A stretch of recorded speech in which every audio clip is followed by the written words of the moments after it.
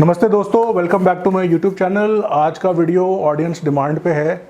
मेरा एक वीडियो है लिंग को लंबा और मोटा करने के तरीकों पे। उसमें हमने पी शॉर्ट पेनुमा के बारे में आप लोगों को बताया था और उसके बाद से हमारे सेंटर पे लगातार लाखों मरीज़ कॉल करते हैं, आते हैं, इलाज कराते हैं। पर सबके अंदर यही डाउट रहता है कि सर लिंग को लंबा मोटा करने के क्या क्या ऑप्शंस हैं, तरीक़ों को समझाया जाए।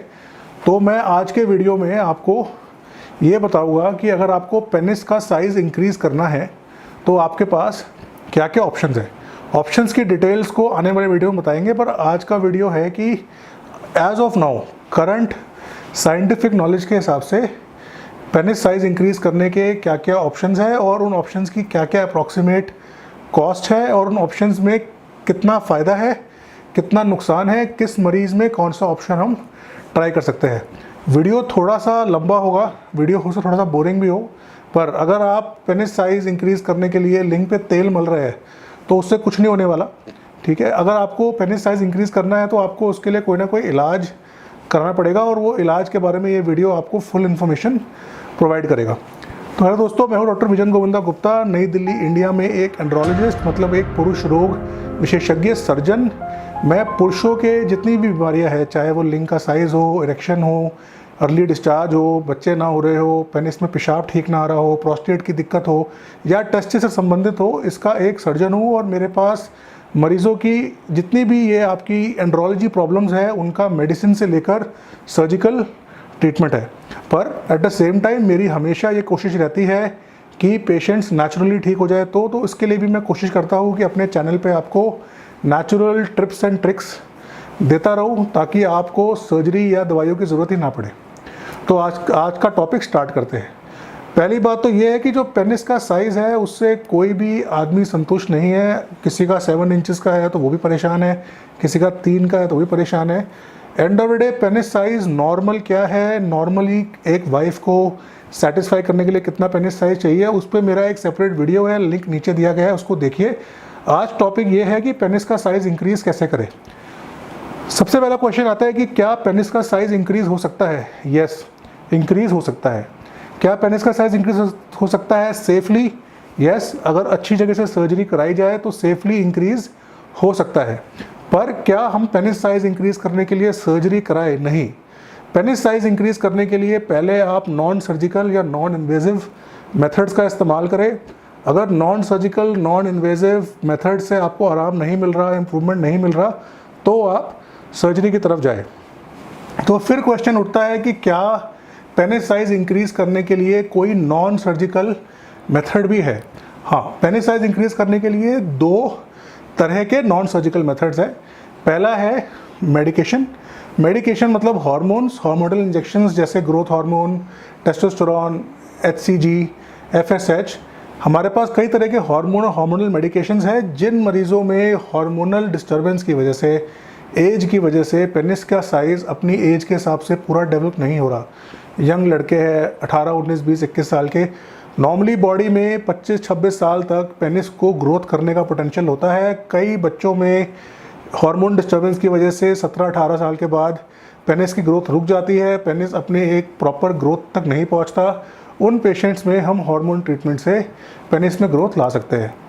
कुछ यंग लड़के हैं जिनमें पेनिस का ग्रोथ अच्छा है, थोड़ा सा अगर हमें आधा सा 1 इंच बढ़ाना है तो उसके अंदर भी कई बार हार्मोनल मेडिकेशन से बहुत फ़ायदा मिल सकता है। पर सावधान, हार्मोनल मेडिकेशन, टेस्टोस्टेरोन के अपने साइड इफ़ेक्ट्स भी है, ग्रोथ हार्मोन के अपने साइड इफ़ेक्ट्स भी है।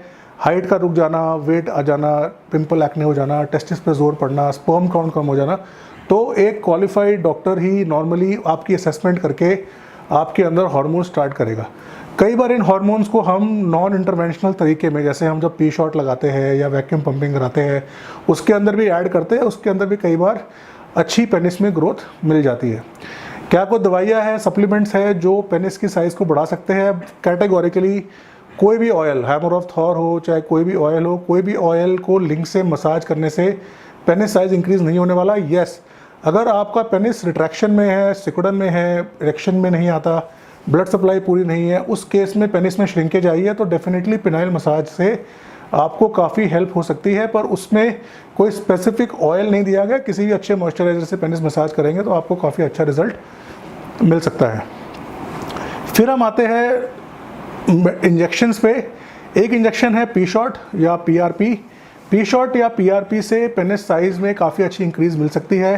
मर्दों में 15 से 20% लोगों के अंदर पेनाइल लेंथ में और पेनाइल गर्थ में अच्छा बेनिफिट मिल सकता है।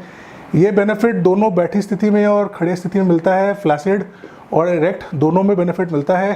पर पी शॉट जो है वो कोई मैजिक इंजेक्शन नहीं है। अगर आपका पेनिस ऑलरेडी अच्छी लेंथ अच्छी गर्थ का है तो कितना भी इंजेक्शन लगाएंगे वो साइज़ इंक्रीज़ नहीं होने वाला।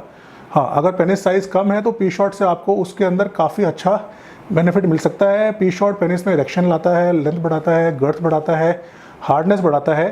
पर यह स्लो प्रोसेस है, इसको आप चाहेंगे कि 3 या 4 दिन में हो जाए, ऐसा नहीं है। पी शॉट या पीआरपी थेरेपी के लिए आपको साल में 4 या 5 बार आना पड़ेगा। ये हर 2 या 3 महीने में इंजेक्शन लगता है। इंजेक्शन के साथ पेनाइल ट्रैक्शन थेरेपी है। पेनाइल ट्रैक्शन थेरेपी या एंड्रोपॉज। हाँ, पी शॉट से या पीआरपी थेरेपी से लेंथ में, गर्थ में, हार्डनेस में 20% तक फ़र्क मिलता है। पर इसके साथ में आपको पेनाइल ट्रैक्शन थेरेपी या एंड्रोपेनिस एक FDA अप्रूव्ड प्रोडक्ट है जो पेनिस की लेंथ को ठीक करता है।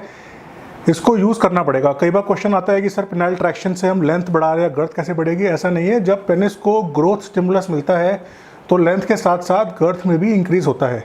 हाँ, कुछ शेड्यूल्स में पी शॉट के साथ में वैक्यूम पंप का इस्तेमाल भी होता है, पर वैक्यूम पंप यूजुअली मैं प्रेफर नहीं करता, बिकॉज वैक्यूम पंप से कई बार पेनिस में वीनोजेनिक ईडी हो जाता है। पेनिस तो लंबा हो जाता है पर खड़ा नहीं हो तो भी किसी काम का नहीं है।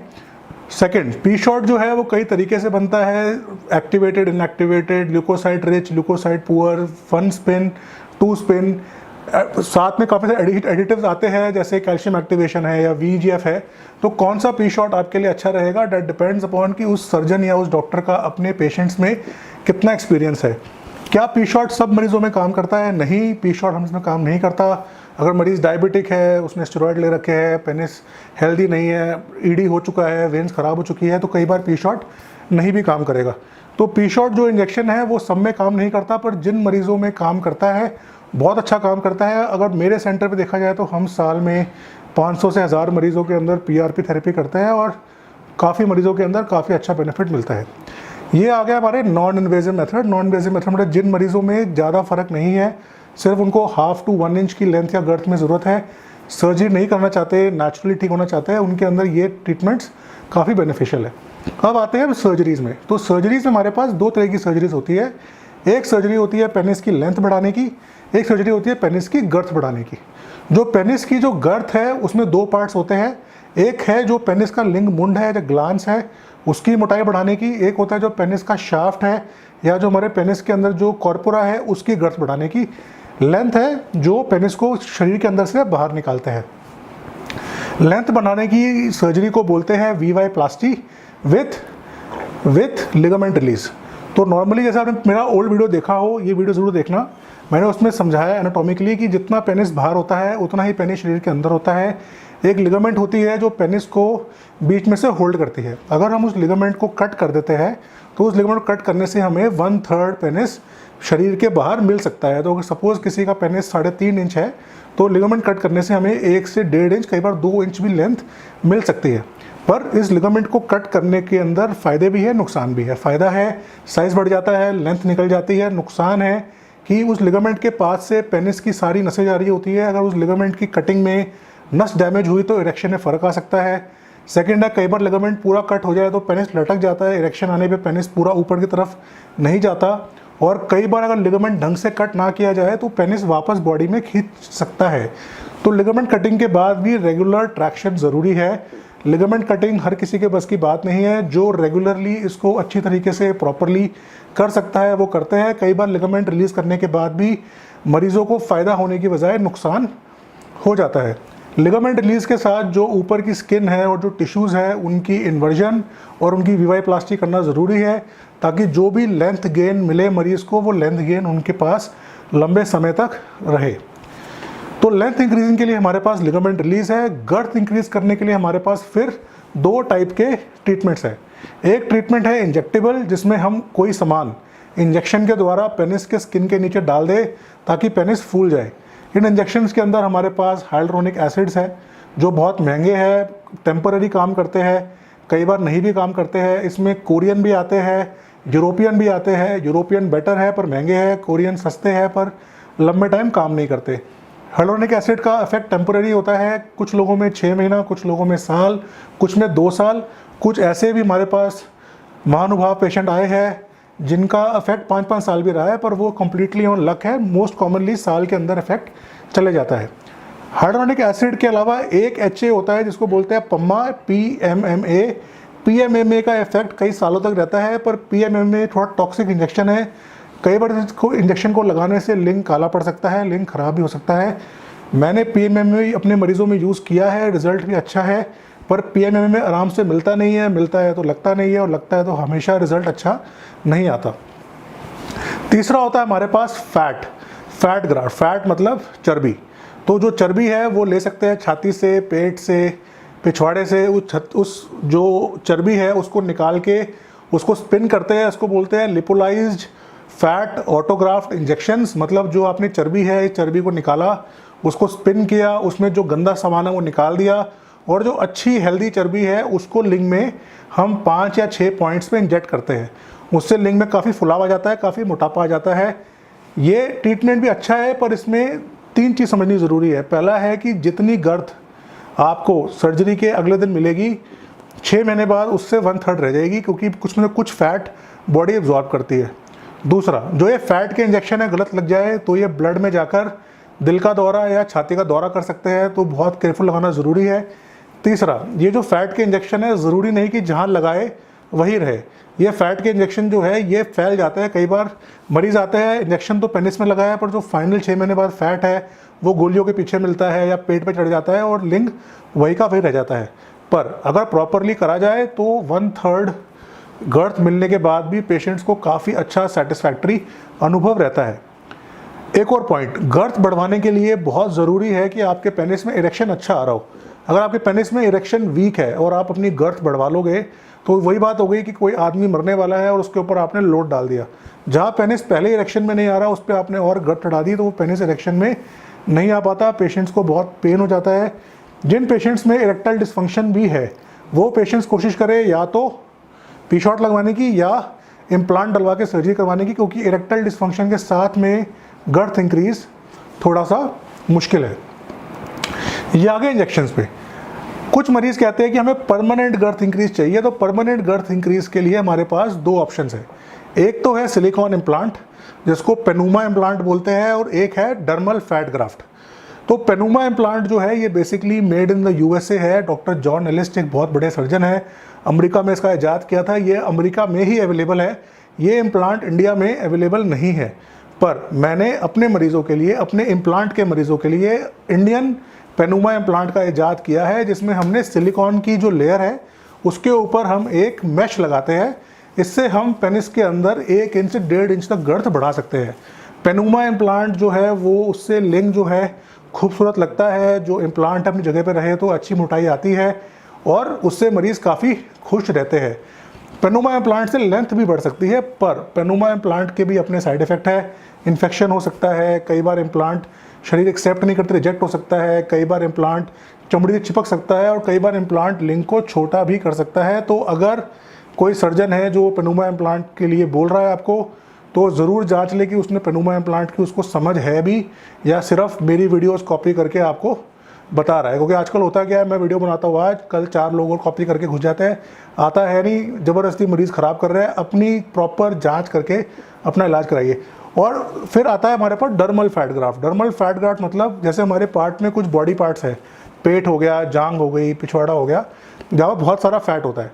अगर हम उस फैट की एक लेयर ले लें और उस फैट की लेयर को पेनिस पे रैप कर दें तो हमें काफ़ी अच्छी मोटाई मिल जाती है। तो डर्मल फैट ग्राफ्ट्स आज के दिन नेक्स्ट लेवल है, नेक्स्ट स्टेप है पेनाइल गर्थ इंक्रीज़ करने का, और इससे भी काफ़ी अच्छा रिजल्ट है।